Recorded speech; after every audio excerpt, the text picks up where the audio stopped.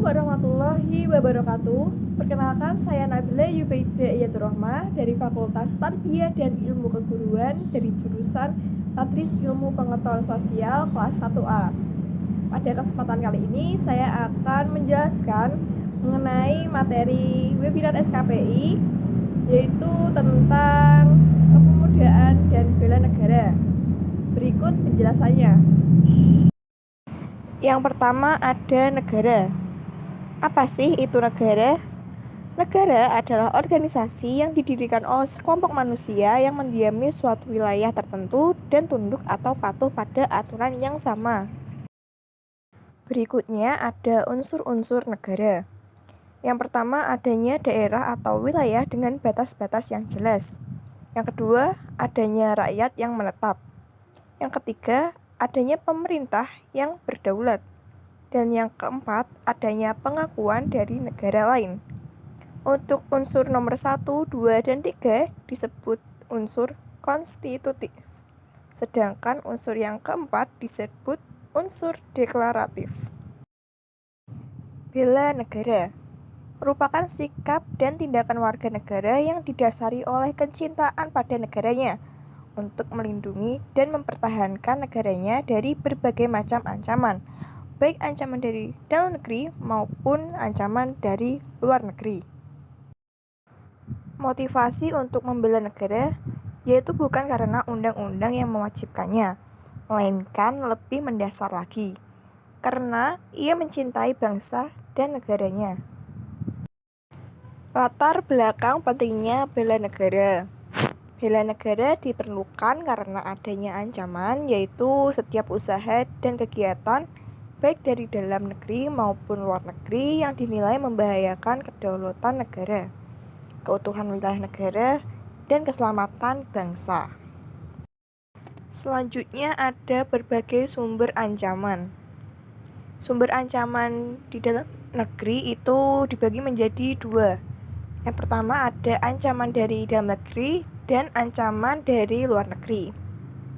Contoh dari ancaman dari dalam negeri yaitu yang pertama konflik antar kelompok atau golongan, yang kedua kelompok separatis, yang ketiga pemaksaan kehendak atau kerusuhan, yang keempat korupsi, yang kelima memudarkan rasa nasionalisme, dan yang keenam kemiskinan dan pengangguran.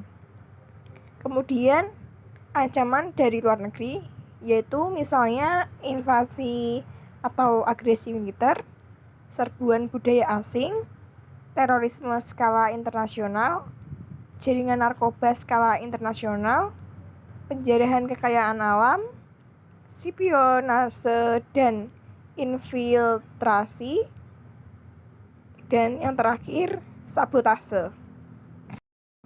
Selanjutnya ada bentuk ancaman.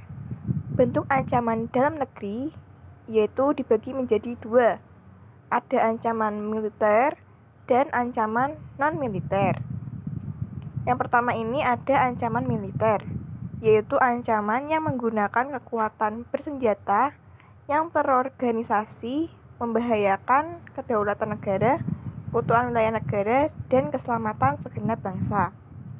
Contoh ancaman militer yaitu ada agresi dan invasi, blokade, spionasi, sabotase, pemberontakan bersenjata, perang saudara antar kelompok yang menggunakan senjata, dan aksi teror bersenjata oleh jaringan terorisme internasional.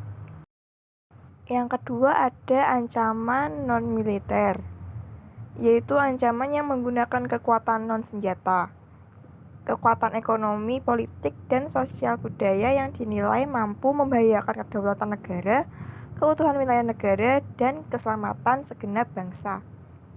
Contoh ancaman non-militer yaitu ada pengaruh budaya global, pengaruh ekonomi, kejahatan internasional, atau contohnya terorisme, imigran gelap, narkotika, dan pencurian kekayaan alam. Dan yang terakhir, penyebaran ideologi yang tidak sesuai dengan jiwa NKRI. Peran TNI dalam bela negara. Dalam menghadapi ancaman militer, sistem pertahanan negara menempatkan Tentara Nasional Indonesia atau TNI sebagai komponen utama dengan didukung oleh komponen cadangan dan komponen pendukung. TNI melaksanakan operasi militer untuk perang. Pentingnya partisipasi masyarakat dalam bela negara.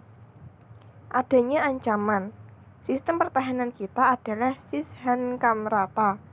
Dalam Sishankamrata, rakyat merupakan salah satu komponen pertahanan, yaitu sebagai komponen cadangan.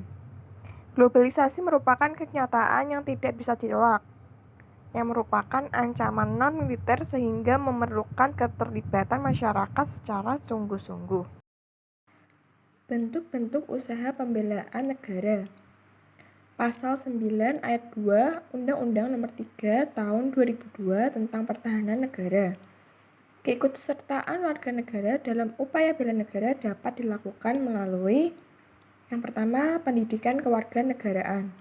Yang kedua, pelatihan dasar militer. Yang ketiga, pengabdian sebagai prajurit TNI. Dan yang keempat, yaitu pengabdian sesuai dengan profesi masing-masing. Tindakan nyata pelajar dalam usaha bela negara. Tidak terlibat dengan narkoba, tidak ikut tawuran, tidak ikut mabuk-mabukan, tidak berbuat onar baik di sekolah maupun di lingkungan masyarakat, rajin belajar, berprestasi, membantu orang tua di rumah, menghormati agama orang lain, dan aktif dalam kegiatan remaja. Tindakan nyata pelajar dalam usaha bela negara yaitu meliputi aktif dalam kegiatan OSIS, aktif terlibat dalam kegiatan pramuka dan PMR, giat dalam kegiatan intrakurikuler di sekolah, aktif dalam kegiatan ekstrakurikuler lainnya, seperti olahraga, kesenian, pencinta alam, kelompok diskusi dan debat, jurnalistik, dan lain-lain. Aktif dalam berbagai kegiatan positif lainnya. Tujuan negara yaitu melindungi segenap bangsa Indonesia dan seluruh tumpah darah Indonesia, memajukan kesejahteraan umum, mencerdaskan kehidupan bangsa, serta ikut melaksanakan ketertiban dunia. Pembukaan UUD 1945 alinea keempat. Sifat negara. Yang pertama ada sifat memaksa. Hal ini berarti bahwa negara mempunyai kekuasaan untuk menggunakan kekerasan fisik secara legal atau sah untuk memaksa warga negaranya agar peraturan perundang-undangan ditaati sehingga ketertiban dalam masyarakat tercapai. Yang kedua ada sifat monopoli. Negara memiliki sifat monopoli dalam menetapkan tujuan bersama dalam masyarakat, sehingga kegiatan yang menyangkut hak hidup orang banyak dimonopoli oleh negara. Yang ketiga, ada sifat mencakup semua. Semua peraturan perundang-undangan berlaku bagi semua orang tanpa kecuali. Yang terakhir ada fungsi negara. Yang pertama, melaksanakan penertiban dalam masyarakat. Yang kedua, melaksanakan pertahanan dan keamanan. Yang ketiga, mengusahakan kesejahteraan dan kemakmuran rakyatnya. Dan yang keempat, menegakkan keadilan. Fungsi ini menurut Profesor Miriam Budiarjo. Sekian penjelasan dari saya. Bila ada salahnya, saya mohon maaf. Wassalamualaikum warahmatullahi wabarakatuh.